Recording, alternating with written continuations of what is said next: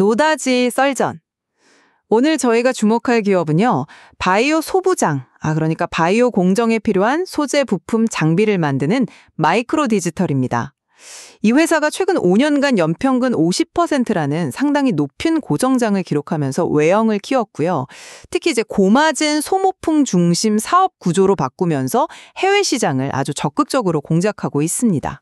네, 그래서 오늘 논점은 상당히 명확합니다. 과연 마이크로 디지털이 이런 사업 구조 전환과 또 해외 진출 이걸 통해서 계속해서 퀀텀 점프 수준의 성장을 이어갈 수 있을 것인가?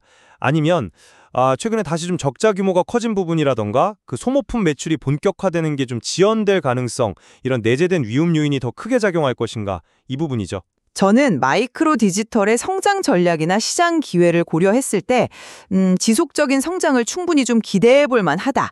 이런 입장입니다. 네, 제 관점에서는요. 그 외형 성장 이면에 숨겨진 재무적인 부담이라던가 또 사업 목표 달성의 불확실성, 이런 점들을 좀 더 냉정하게 봐야 한다고 생각합니다. 네, 그럼 긍정적인 측면부터 한번 살펴보겠습니다. 마이크로 디지털은 연평균 50%라는 정말 인상적인 외형 성장을 계속 해왔고요. 또 일시적인 어려움도 있었지만 지난 2년간은 영업이익 흑자를 기록하기도 했습니다. 가장 주목할 점은 역시 사업 모델의 근본적인 변화인데요. 일회성 장비 판매에 그치는 게 아니라 한번 고객이 되면 계속해서 그것도 고마진 매출을 발생시키는 일회용 소모품 중심으로 사업 체질을 개선하고 있다는 것이죠. 특히 연평균 한 20%씩 빠르게 성장하는 일회용 바이오 리액터, 즉 세포 배양기 시장에 집중하고 있습니다. 이미 미국과 인도 주요 기업들과 파트너십을 구축해서 해외 매출이 발생하기 시작했고요. 또 늘어나는 수요에 대비해서 생산시설 확장도 마무리했습니다. 그래서 하반기부터는 정말 본격적인 성장이 기대되는 그런 상황입니다. 외형 성장은 분명히 인상적입니다. 하지만 올해 상반기에 영업 적자가 다시 크게 늘어난 점은 좀 우려스럽습니다. 물론 매출은 전년 동기 대비 한 25% 증가했지만 작년에 발행했던 그 전환사채 관련 옵션 행사로 인한 회계상 비용, 그리고 공장 이전 같은 일회성 비용이 재추산으로는 한 15억에서 20억 원 정도 발생하면서 수익성이 나빠졌거든요. 그리고 소모품 중심 모델 자체는 매력적일 수 있습니다만 지금은 장비를 먼저 공급하는 단계라서 이익률이 그렇게 높지가 않아요. 실제 이제 돈이 되는 소모품 매출이 본격화되려면 이게 시간이 좀 필요합니다. 미국 시장만 해도 장비 설치하고 나서 한 4개월에서 5개월 정도 시차가 예상되고요. 과거에도 이 소모품 매출 계획이 좀 지연됐던 경험이 있습니다. 게다가 그 미국 파트너사가 직접 생산 가능성을 검토 중이라는 점이라던가 인도 시장의 2025년 소모품 매출 추정치가 아직은 수억 원 수준이라는 점, 이런 것들은 해외 사업의 불확실성을 더하는 요인이죠. 목표로 제시된 영업이익률 50%, 이건 현재 바이오 소부장 업계의 평균을 훨씬 뛰어넘는 아주 야심찬 수치인데, 글쎄요, 지금의 재무 상황이나 소모품 매출 가시화 속도를 보면 좀 현실성에 의문이 들 수밖에 없습니다. 네, 소모품 사업의 실효성에 대해서 조금 더 이야기를 해보죠. 그 세포 배양에 쓰이는 일회용 백은 보통 5일에서 한 2주 간격으로 교체가 되거든요. 회사 추산으로는 장비 100억 원어치를 공급하면 연간 30억에서 40억 원 정도의 백 매출이 발생할 수 있다는 계산입니다. 이것이 바로 고마진 수익 구조의 핵심인 거죠.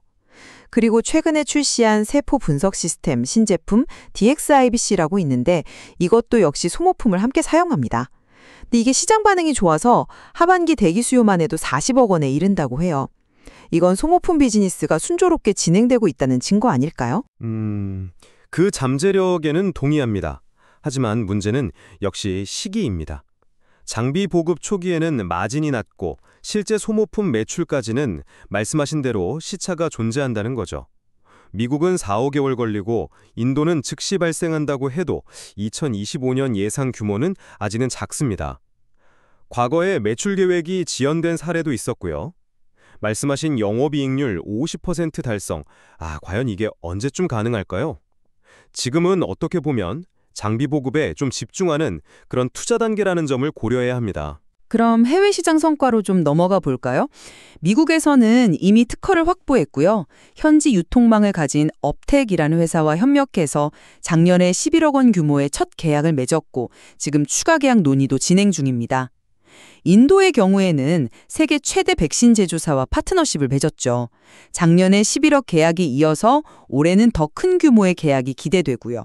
특히 최근에 인도 측에서 직접 공장 실사까지 마쳤다는 점도 상당히 긍정적인 신호입니다. 또 경쟁 제품 대비 사용하기 편리하다는 점, 이것도 중요한 경쟁 우위라고 생각합니다. 네, 해외 성과 자체는 분명히 있습니다. 하지만 그 지속 가능성에 대한 질문은 여전히 남는다는 거죠. 미국 시장은 파트너 사인 옵텍에 대한 의존도가 좀 높은데 그쪽에서 직접 생산할 가능성도 언급되고 있단 말이죠. 그렇게 되면 로열티 방식으로 전환될 수도 있는 위험이 있고요. 인도의 경우 그 현지 합작법인 JV를 통한 2D100 생산 매출은 아마 내년 하반기에나 발생할 것으로 보여서 단기적인 기여는 좀 제한적입니다. 유럽이나 일본 시장은 아직 초기 협의 단계고요. 그러니까 해외 사업이 진전을 보이는 것은 맞는데 말씀하신 성과 이면에 혹시 숨겨진 위험 요인은 아닌가 이런 생각도 듭니다. 마지막으로 재무 건전성 부분을 짚어보겠습니다. 상반기 적자는 앞서 말씀하신 대로 일회성 비용의 영향이 큽니다. 이 비용 요인이 사라지고 하반기에 매출 성장이 본격화되면 이익 구조는 충분히 개선될 여지가 있다고 봅니다. 공장 이전을 통해서 생산 능력도 확보했고요. 국내에서도 셀트리온 같은 대기업의 4분기부터 공급이 예상되고 다른 잠재 고객들의 수요도 있는 것으로 알고 있습니다. 그리고 중장기적으로는 AI 기술을 접목해서 생산 효율성을 높일 계획도 가지고 있습니다. 네, 일회성 비용을 제외한다고 해도 과연 안정적인 흑자 구조가 정착되었는지는 하반기 이후 실적을 통해서 좀 확인해 봐야 합니다. 과거에 분기별 실적 변동성이 꽤 컸다는 점을 생각하면 섣부른 낙관은 좀 경계해야 하지 않나 싶고요. 또한 그 중장기 목표인 북미 시장 점유율 10% 달성, 이건 현재 상황에서 볼 때는 상당히 좀 도전적인 목표입니다. 우선은 재무적인 안정성을 확실히 다지는 것이 더 중요한 과제가 아닐까, 저는 그렇게 생각합니다. 네, 정리하자면 마이크로 디지털은 고성장 시장에서 소모품 중심이라는 매력적인 사업 모델로 성공적으로 전환하고 있고 또 주요 해외 파트너십과 확보된 생산 능력을 바탕으로 지속적인 성장이 기대된다. 이것이 제 시각입니다. 저는 외형 성장 이면에 아직 해결해야 할 수익성 개선 과제가 있고 또 소모품 매출이 본격화되는 시점의 불확실성, 그리고 해외 사업 의존도라던가 경쟁 심화 가능성 같은 그런 내재된 위험 요인을 좀 더 신중하게 고려해야 한다는 입장입니다. 네, 마이크로 디지털의 사례는 혁신적인 기술과 성장 잠재력, 그 이면에 존재하는 현실적인 재무 및 운영상의 과제를 동시에 안고 있는 그런 경우인 것 같습니다. 그렇습니다. 본격적인 수학기에 접어들지 아니면 성장통을 좀 더 겪게 될지는 결국 향후 소모품 매출 추이와 해외 시장에서의 구체적인 성과에 달려있을 것입니다.